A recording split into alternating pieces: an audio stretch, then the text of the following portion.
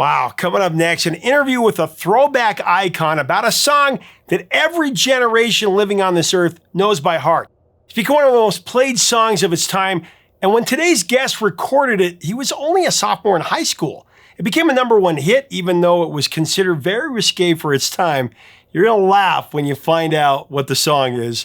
One of the most interesting things about today's song, though, is that a fraud claimed to have written it for 50 years.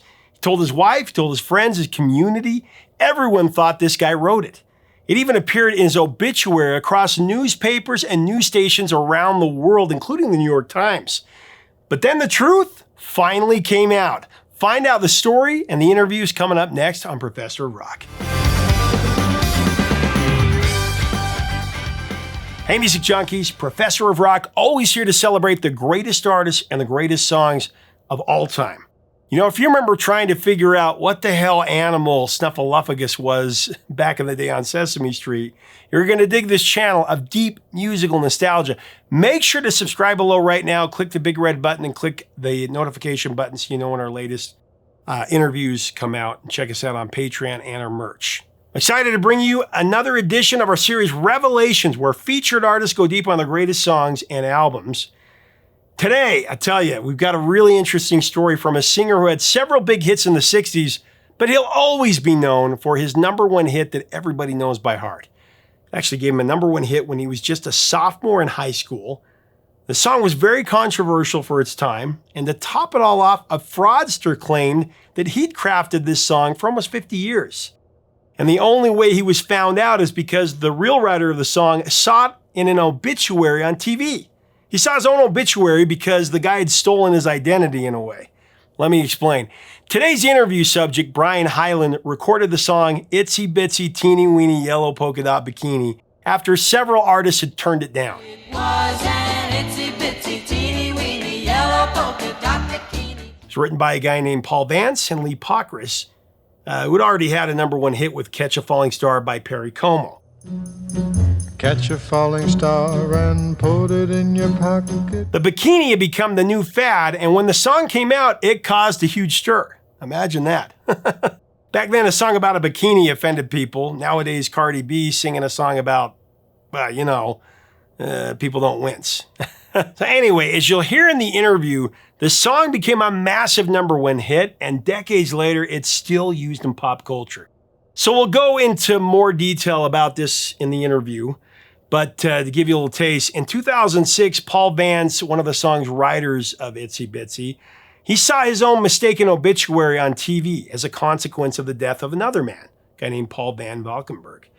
He told everybody that he wrote Itsy Bitsy Teeny Weeny Yellow Polka Dot Bikini. He said he did it under the name Paul Vance. The imposter had told his wife and friends and family the reason he never got any royalties was because he had sold the rights as a teenager. The story gets even better. Get it next, and an interview and the story of the song on Professor of Rock. One of the longest song titles to hit #1, Itsy Bitsy Teeny Weeny Yellow Polka Dot Bikini. Maybe not the longest, but definitely one that's a tongue twister and one of the biggest songs ever. It was an itsy bitsy teeny weeny yellow polka dot bikini. Songs that every generation knows. I mean, my kids know this song, and my grandparents knew this song. There's just not many songs like that, but I know Lee Pockris and Paul Vance were a songwriting duo that worked at the Brill Building. As you mentioned, the Brill Building. They wrote for you to help kick off your career. Tell me about how you came into the song and then with Lee and Paul.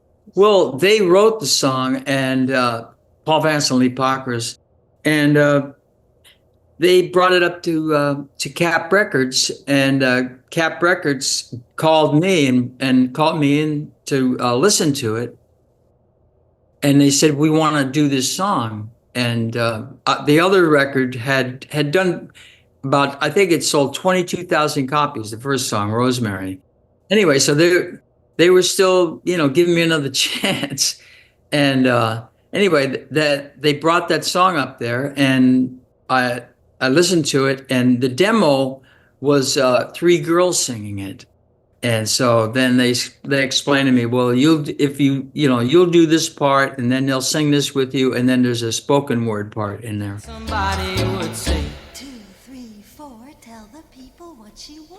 And so they set up a session just like that, and I think we went in the next week, and it was a studio in New York, Regent Sound Studios. It was just a very quick process, and when we recorded the song, everybody was there in the studio at the same time. My girl singers were on my right, and the drummer and the bass player. It wasn't a stand-up bass. They had a stand-up bass, and then they had another bass. It was a baritone guitar, and he played exactly the same thing that the bass played, and it gave it a top end or an edge to the bass part. yellow polka dot bikini. So in the locker, she wanted to stay. The process was very quick, and we did 2 or 3 songs, that song, and they mixed it while we were getting our coats. It was so fast. The whole process was unbelievable. And it came out, I guess, a week later, and it took off. It was an itsy bitsy teeny weeny yellow polka dot bikini. There's just not many songs like that. I actually was testing my kids the other day because I knew I was going to be interviewing you, and I said, "Do you know this song?" And I started playing it, and they started singing along. Oh, of course, Dad, everybody knows this song. Yeah. I said, "Well, did you know when this was released?" And they're like, "No." I said, "It was a long time ago." And but they knew it. They've heard it, and there's just not many songs like that. But my understanding is that Paul wrote the lyrics based on the actions of his 2-year-old.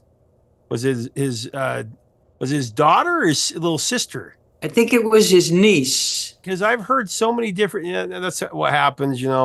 Stories get told over and over and over, and they make their way down the line. And so I was 16 when I recorded it, but Paul Vance was already a notable songwriter when he wrote that. He had Catch a Falling Star. Perry Como recorded that. Catch a falling star and put it in your pocket, never let it fade. So he was an established bill-building Tin Pan Alley writer. well, my understanding is that he had a bit of a hard time convincing an artist to sing the song before David Kapp presented it to you. That could be so. Yes. Yeah. And it's hard to believe now, but the Bikini was pretty risque beach attire in 1959 to 1960, and really this was the song that really the first song to recognize or project an acceptance for wearing a bikini. And it's just hard to fathom now, but that's how it was back then, for that to be somewhat of a controversial subject. Yeah, I received fan letters. They weren't fans, but from people said, "You'll burn in hell for recording this song." So it was, like you said, it was controversial to some people. Yeah. And so a blanket around her she wore. She was a Well, how did you approach doing the vocal? Because I'm just fascinated. You talked a little bit about you're all in there recording together doing, a song. I mean, that's how it was with like Sinatra. He'd do a song and he'd do like 2 or 3 takes. If he didn't get in 2 or 3 takes, next song, move on. But how did you, because at 16 years of age, weren't you a sophomore in high school? Yes, I was in high school. Yeah, they gave me the demo, and I learned it just listening to the demo, and that was it basically. I don't remember going over and working it out with any arranger or anything like that, but maybe I did, but I don't remember that part. But I learned at that time about myself that I could learn songs real fast. It was just something that came to me. She was afraid to come out of the locker. She was afraid. Were there any parts of the song that changed from the original draft that was brought into the studio for you to record, or was it pretty much just exactly how it was? Not that I remember. I think it was pretty much. There might be other people have different, memories of that. But to me, I was just on the, in the studio, and there was talk, back and forth about different things. And so that is very well possible. Well, Trudy Packard delivered the 2, 3, 4, tell the people what she wore and the other countdowns. 2, 3, 4, stick around, we'll tell you more. Tell us about Trudy Packer, because that's such a unique part of the song that I think a lot of people definitely copied after that. There are so many songs that harken back to that. Well, actually, I met Trudy Packer and at the studio when we did the recording, and I never saw her again. Really? Yeah. So they were backup singers that they used on the session. And then there was a John Dixon orchestra that performed the music on the tune, right?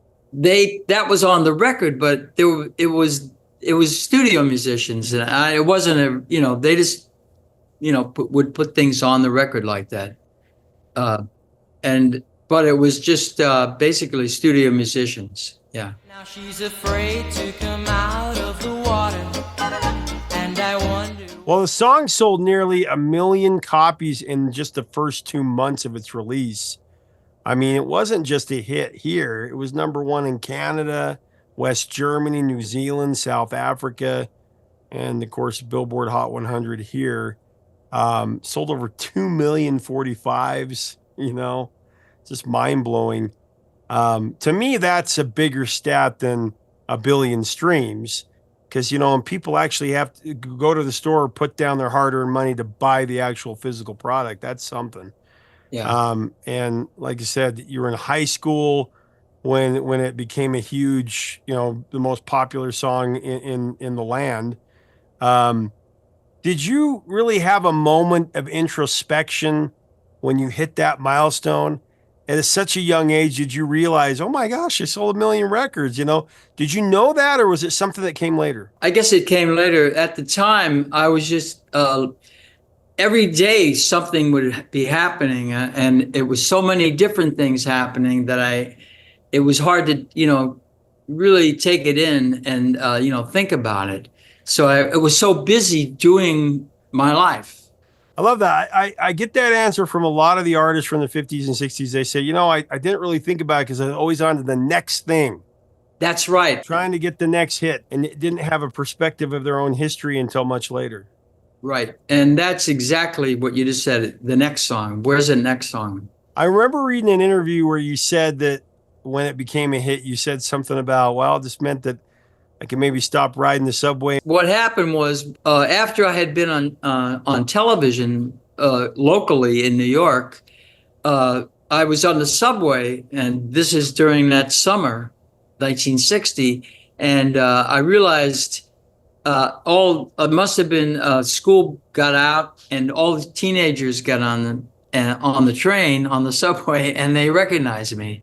And so that really scared me. I was kind of claustrophobic. I'm in the subway, and there's all these people coming up wanting my autograph and, just making a commotion. And so I had to have a different strategy after that. Well, it's definitely been a pop culture sensation, the song, for well over 60 years, the different placements in film and TV. Billy Wilder, the political comedy 1, 2, 3. Did you see how they used it in that? They brainwashed him with it and then he snapped in that one scene. That was good.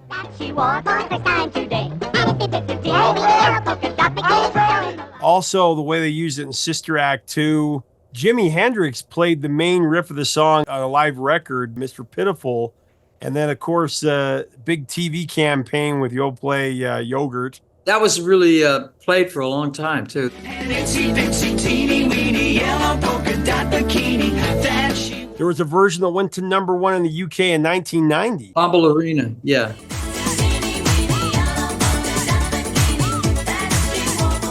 To go to #1 in the UK, so many years after, just showing the staying power of it.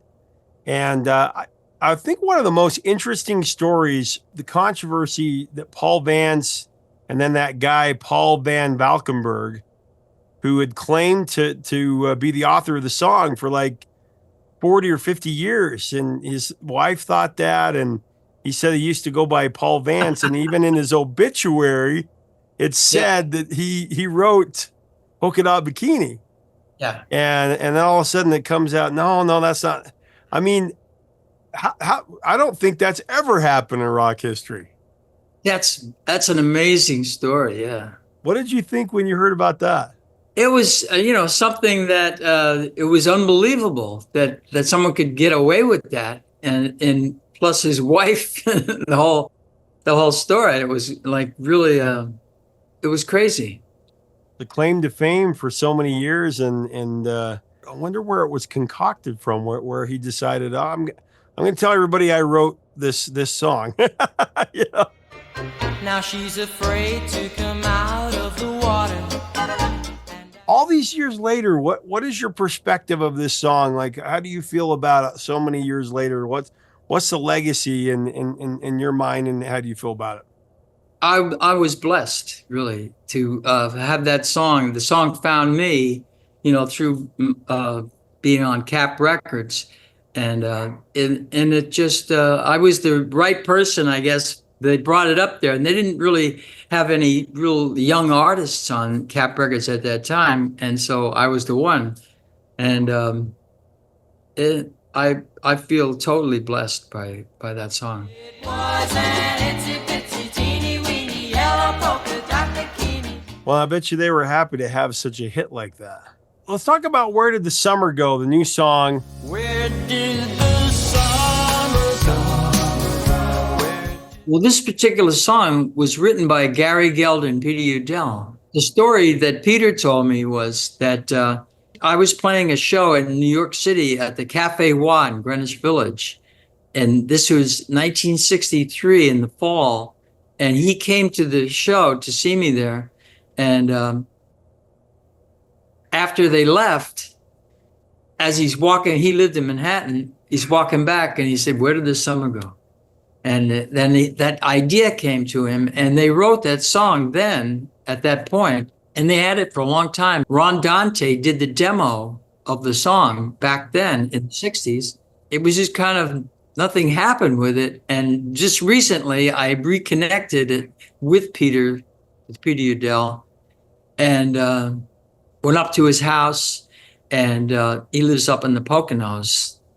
And he played that song and a whole bunch of different songs for me, songs that he had written that he thought maybe that I could do. But anyway, he played that, and I listened to it. And then when I was on a cruise recently with Ron Dante, we were talking about that song, and Ron Dante said, this would be a perfect song for you.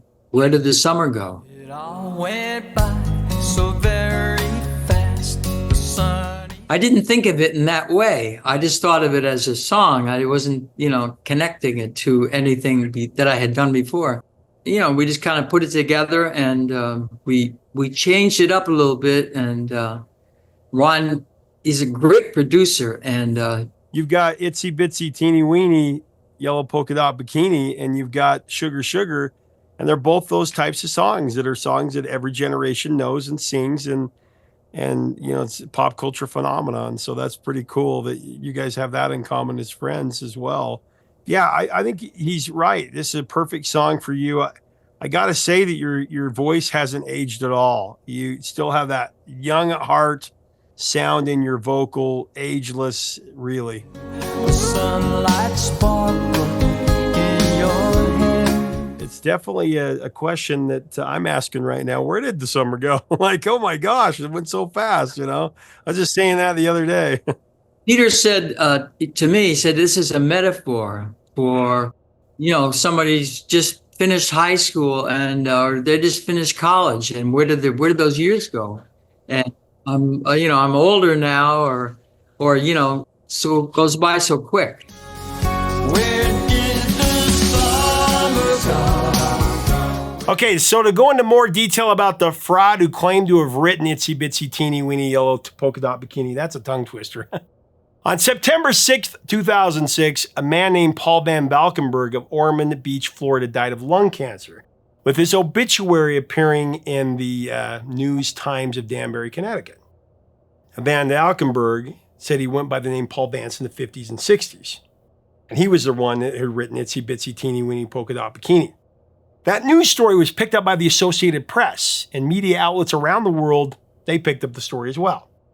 The real Paul Vance sought on his local newscast. He was watching his own obituary. So he called a local news reporter to tell them that he was still alive and he could prove it with a stack of royalty checks from ASCAP for his writing credit. In fact, he told a reporter from the New York Times that his family and friends, who were shocked by the obituary, called him up to see if he was okay. Furthermore, his 2 race horses that he owned had been scratched from races because of these reports. He was pissed because people who licensed the song outside of America, he was afraid they'd be so confused about his fake death that they might not pay royalty payments in the future. The real Paul Vance would pass away in 2022. Bryan had several other hits, including Let Me Belong to You and Still with a Kiss and Gypsy Woman. And you can get his newest release, Where Did the Summer Go, in the link in our description below. Where did the summer go? So what's your take? What are your memories of this classic song? Man, this is a song that every generation knows. My kids, like I said, were singing it a couple weeks back when I was telling them about it. It's just crazy. It's one of those songs that lives forever. Let us know in the comments below. What do you think about the story about the guy stealing the identity? I love these stories. If you like our content, we invite you to subscribe below. We'd love to have you as part of our community. Till next time, 3 chords and the truth, my friends.